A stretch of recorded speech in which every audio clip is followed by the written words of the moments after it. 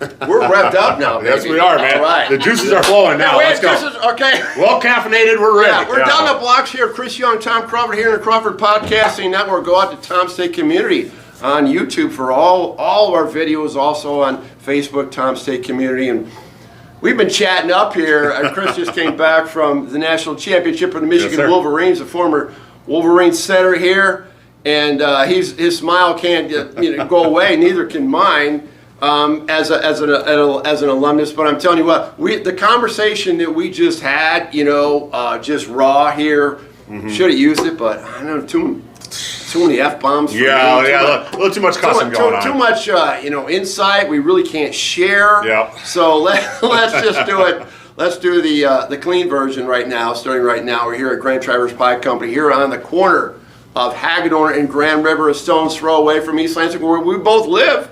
Even though we're Michigan people, when we come here, we have a lot of Spartan fans here that, tease us and stuff like that for why you guys here. But I'll tell you what, we're going to talk about this, horrendous basketball program, which Chris and I have, we've texted about, and it's at rock bottom right now. I think, where's Brian Ellerby to come to the rescue, right? See why? Easy. God almighty, yeah. Okay. Oh, I think Chris Young's Brian Ellerby team could beat this team. I'm serious. I mean, if we got Jamal Crawford, we definitely could. Okay, that's what Jamal Crawford, the Bell Blanchard, Kevin Gaines, we could definitely Kevin Gaines, okay. Yeah. So we're talking, we're going to talk basketball in a second, okay? But we got to talk about it because CY went out, he and Heather's his wife, fellow Michigan alumnus, went down to Houston, and not only did you go to the game, you went big time. Yeah. It's like, with Chris Young, he's 6'10", 300 pounds. Okay, it's go big or go home.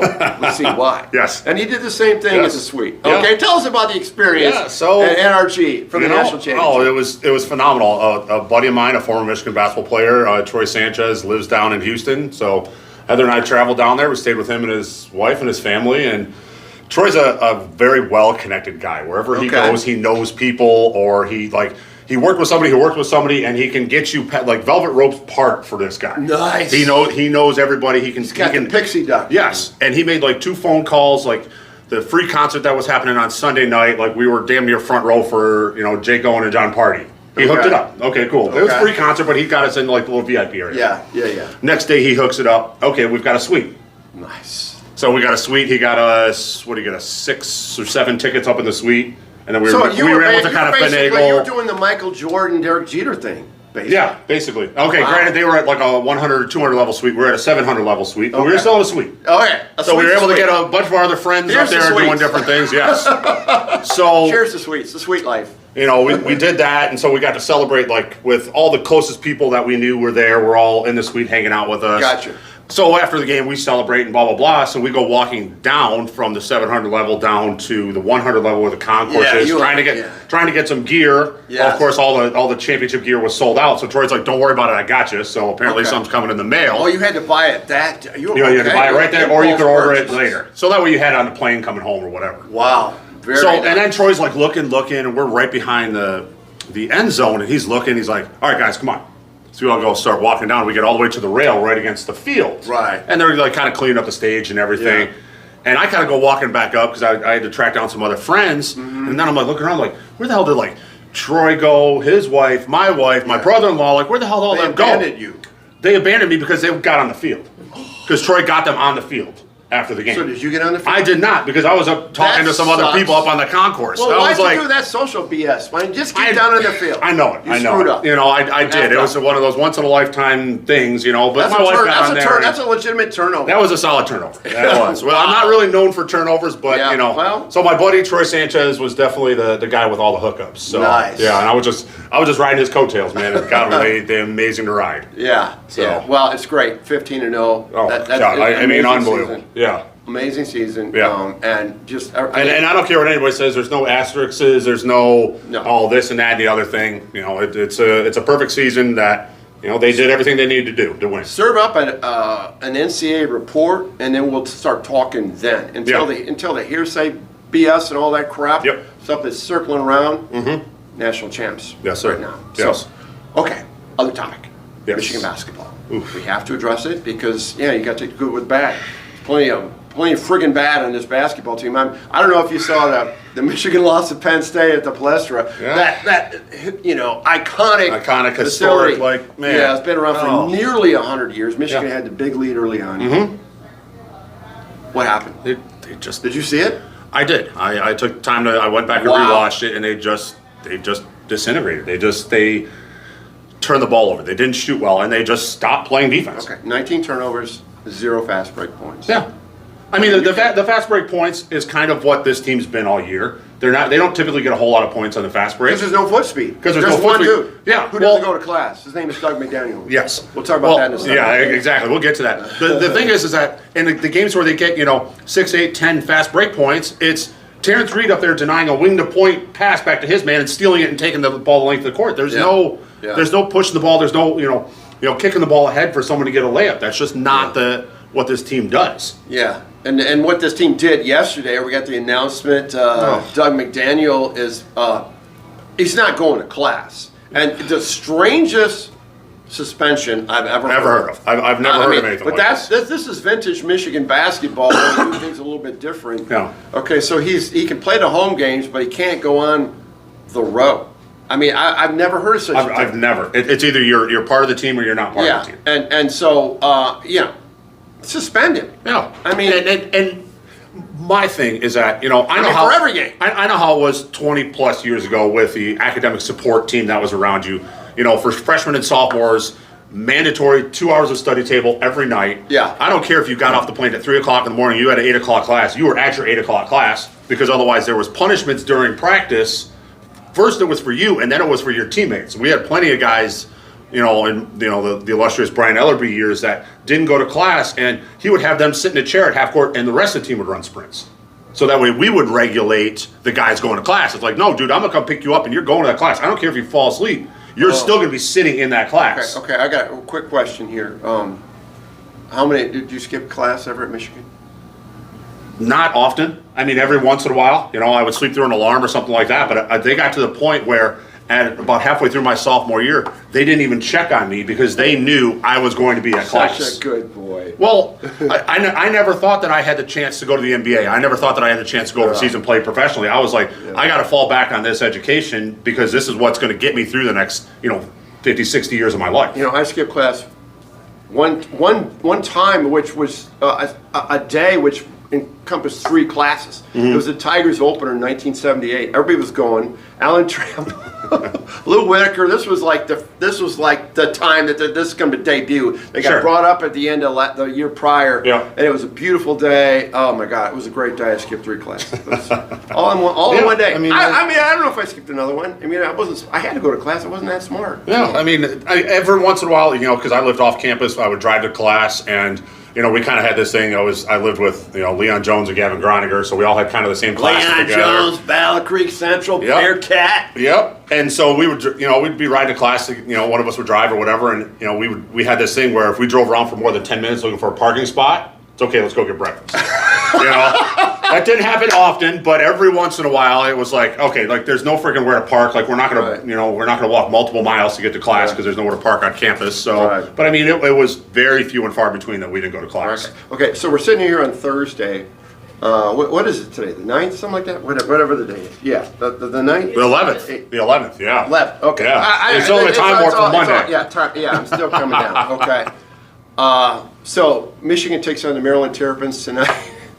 Without Doug McDaniels, if that matters. I'm going to make this, I'm not wishing this, obviously, but I don't think Michigan's going to win another freaking game all year. I'm starting to think that because it's totally unraveling, and I'm looking at the schedule. The Big Ten is like a lot of decent. They got a lot of decent teams. I mean, obviously Purdue, but Purdue went down to Nebraska. Like, watch out for Nebraska. They got beat. I mean, if Wisconsin beat Ohio State last night, Michigan State they'll sweep Michigan. I'm looking at Rutgers maybe, and if they play them in Ann Arbor, I haven't even looked at the schedule. Yeah. Going down to Chrysler is going to be a social event. We'll have you down in the Buyer Suite, and we'll just hang out and talk about Michigan football. Yeah. And talk about who the next coach for Michigan basketball is. Yeah. We'll do that. See, the thing with, I was kind of, when this news first came out about Doug, I kind of had the same mindset that you have where it's like, this is it, man. Like, just pack it in, shut the lights off. Yeah, Like, this is a wrap for the season. You're making this so easy for Ward Manuel. Yeah. You're making it so freaking easy. But then on the flip side, I was like, this might be something that galvanizes this team. It's entirely possible that this is going to be the same situation like with football, where it's like, okay, Ben, we got this. Okay, hold a second. Is this addition by subtraction? Is Doug McDaniel a negative in this program, even though he's the only dude with foot speed on the entire team? I don't know that he's a negative. He might be a negative off the court. He might have a negative influence on the team off the court. On the court, I mean, it's obviously a positive. But this might be a situation where, okay, Jalen Llewellyn's going from, coming off the knee injury, playing 6 to 8 to 10 minutes a game. Well, now it's like, okay, man, it's your team again. But and it's time for you guys to step up, because we don't have that guy that's averaging 16 anymore. You say it's a positive, but it's got the possibility of being a positive. They could come out and absolutely steamroll Maryland tonight, or get steamrolled. It's not going to be a 3-point game. They're not going to steamroll Maryland. You really think Michigan could steamroll Maryland? It's entirely possible. Because you're screwing everything up. You're stirring everything up. Who knows what comes out? Exactly. Yeah. And you never know. This could be the catalyst. But Llewellyn's going to have to play. There's nobody Burnett's not can't handle the rock. No. I mean, who's going to handle the rock? No, there's nobody. There's nobody else that can bring the ball up and get him in. There's nobody with handles on this entire freaking team but Doug. Yeah. When it basically comes down. Yeah. T. Will can bring the ball up and set him up. I mean, they just don't have another guy that's capable. T. Will's a protective ball handler. Oh, yeah. He's preventing himself from getting the ball stolen every dribble. Oh, yeah. Well, he likes, especially when he's breaking the press, he likes to do like the old Charles Barkley thing, where he just turns his back and just kind of like works him in from half court and then picks it up and tries to find somebody. That's a great analogy. Yeah, that's what he does. Yeah. And then he's got that long slingshot that takes about 8 seconds to unload. Yeah. Yeah, but I mean, a couple of games he's hitting some, so it's. Yeah. But T. Will had the tip in against Tennessee out down in Indy that sent Michigan to the Sweet 16 2 years ago. Yep. That seems like a long freaking time ago. Yeah, that's a long. But I like Juwan. I like talking to Juwan more than I like talking to Jim Harbaugh in post game because he's more direct. But this is not working out. Yeah. It's not working out. As a former player, right? Time for a change? Well, I'm going to ask Crawford and Sean Higgins about this tomorrow, but what's your thoughts? I mean, I spent a lot of time, again, talking with my buddy Troy Sanchez, former player and all that, and we're both like, we love the idea of Juwan. We love the nostalgia of a Fab Five guy leading the team, and then he came in, he's doing big things and winning the league and doing all this, and now it's like, it's constant off-the-court problems. Yeah. Whether it's with him, and now it's with one of his players. Right. And then he's got, last year we had 3 first-round draft picks. That's 10% of the entire first round that was drafted in the NBA last year. Well, wait, two.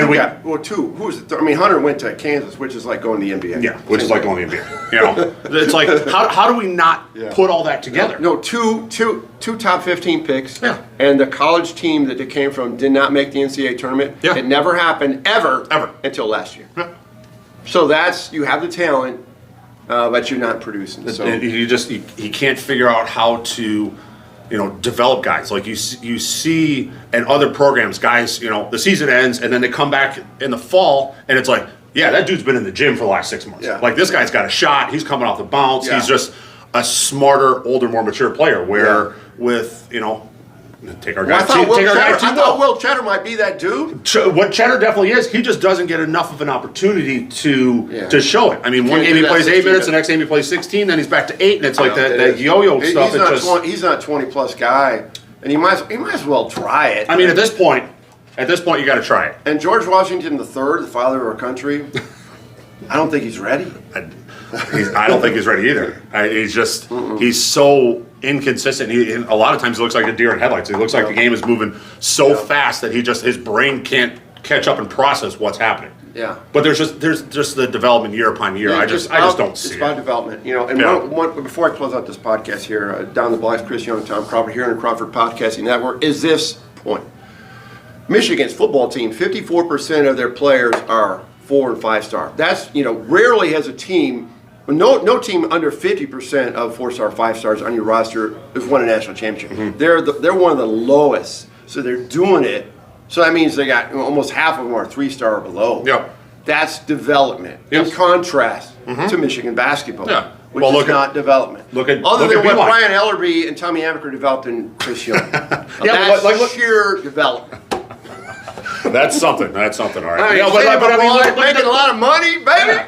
But look at the beeline guys. You know, Oh my God! all Coach B ballet did. out there, ball rotation. But what he recruited is, yeah, okay, he threw his name in the ring for some 4 and 5 star guys, but that's not what he went after. He went after the 2 and the 3 star guys that he knew that, you know, Michigan State and everybody was going to kind of overlook because they wanted to get those high name guys to get that immediate return. And then he develops those 2 and those 3 star guys into pros by the time they're there for 4 years. Yeah. Where we're just not getting that development. You know, Terrence Reed has made virtually no improvement from last year to this year. Digressed. Yeah. I mean, his footwork's maybe a little better. His hands got worse. His hands got worse. His free throw percentage has improved.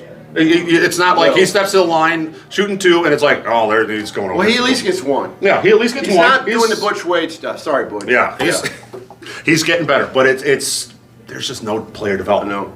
I know. And it's just now it's the constant, you know, it's like every couple weeks it's like, okay, what news coming out? And that's how it was with Ellerby. It's like we'd show up to practice, it's like, oh man, news cameras in the parking lot. Like, what the hell's going on now? Who messed up? What did coach do? What's going on? It's just that you know constant stuff. Who gives a shit? Michigan's national champions in football. Yes, they All are. that matters. Yes, they are.